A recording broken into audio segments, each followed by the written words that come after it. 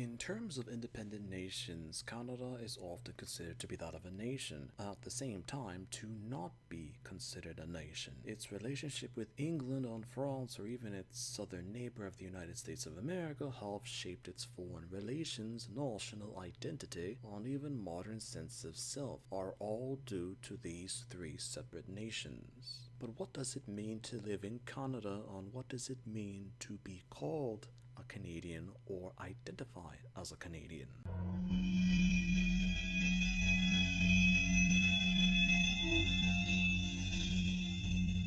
The technical and accepted view of European colonization had it that the Vikings were the first Europeans onto the North American continent proper in what is now Canada within Newfoundland. But the settlement was small, sparsely populated, and had no real significance to Viking expansion into North America, as rumors and theories persisted that there might have been further settlements or trade between the Vikings and the indigenous peoples of the region, but due to various factors, all credible evidence of such have been lost. Even though it's archaeological fact, the details haven't exactly become public knowledge within the United States, who still use incorrect and outdated assumptions that the English or Spanish, due to both nations having forces venturing into what is now the United States of America. From its size and proximity compared to its population density, Canada has had less amounts of people residing with it when compared to other countries of similar size. When the French initially colonized North America, there were no real plans to actually settle populations within the interior of the continent. They preferred to have outposts situated through the continent where people would reside at to save time and effort of having to settle massive regions of the New World, as what France witnessed with Spain and Portugal do with South America. At first, the trading posts within New France were somewhat stable and even successful, but it quickly became apparent that France needed to expand into their territory further to enforce their claims against their colonial neighbors and to subjugate the indigenous peoples within. France's key settlements were roughly that of Montreal, Quebec City, New Orleans, and Detroit. There were other settlements on locations, but those cities represented the flux of French influence in North America. This was partly why France lost its possessions in North America following its defeat in the 7 Years' War in the mid-1700s.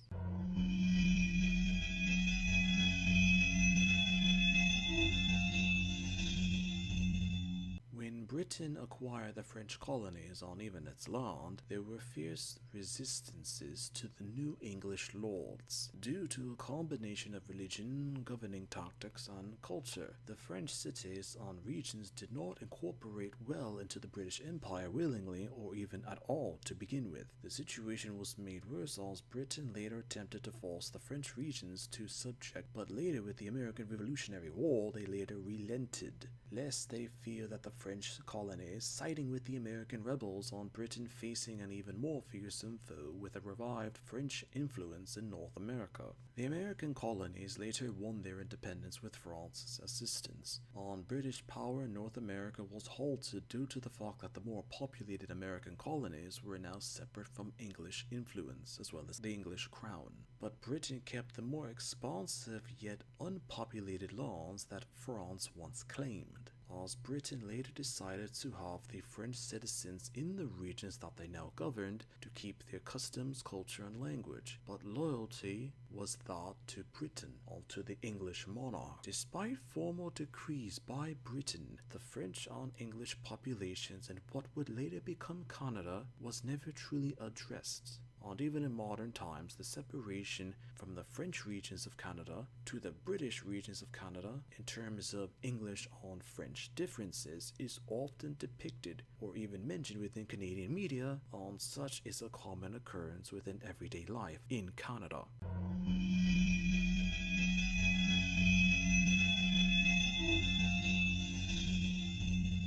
The The American and Canadian relationship in terms of international diplomacy has always been depicted as peaceful in modern times. But in truth, for most of Canadian history, people of Canada and Canada itself was under the constant fear of American annexation. Despite the last real and even official attempt by the United States to seize the lands to the north of the United States in 1812, there were other unofficial sporadic times within the histories of both countries where the United States tried to pressure Britain to cede Canada to the United States, or the United States exert pressure upon the Canadian government to capitulate. Shortly after the Mexican-American War, the United States obtained extraordinary amounts of highly valued land, which was perfect for habitation by various populations, and the British and later Canadian governments were very upset that particular land had been put into American hands. The American military was also somewhat weakened after the extended conflicts in Texas on the Mexican campaigns.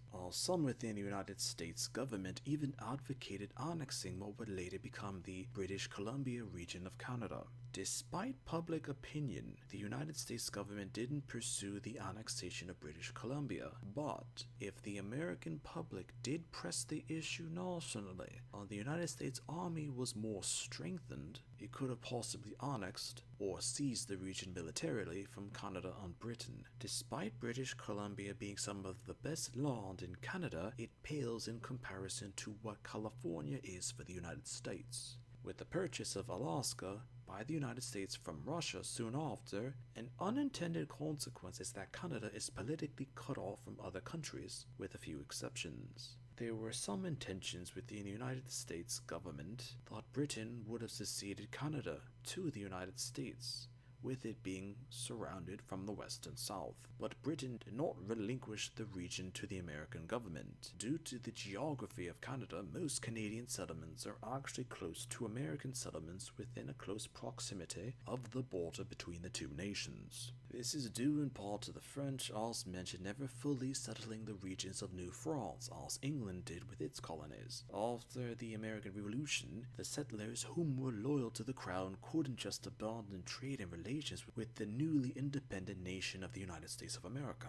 There had to be a continued relationship, and the Canadian cities of the time formed in part due to geographical as well as political trade and ties with the United States. Even in modern times, most Canadian settlements or cities are along the border with the United States, as the interior of Canada have been proven to be habitable, but the general Canadian population never had or never will have the desire to settle the dense interior of the Canadian country, aside from a few provincial cities. The overwhelming presence of the United States is commonplace in everyday Canadian life, as mentioned, from trade to news, cultural, social implementation of values. Anything that is considered to be Canadian has had, to some extent or another, already been done to varying extents within the United States. Despite the United States unsuccessfully attempting to annex Canada in 1812, the American government always had implementations or procedures to annex Canada politically into the United States. In the American Constitution, there are specific references to the annexation of Canada, or what was considered Canada at the time. And according to alternate theories, if the United States government were to ratify them, Canada, in theory, would be automatically annexed into the American Union, regardless of political or social situations in Canada itself.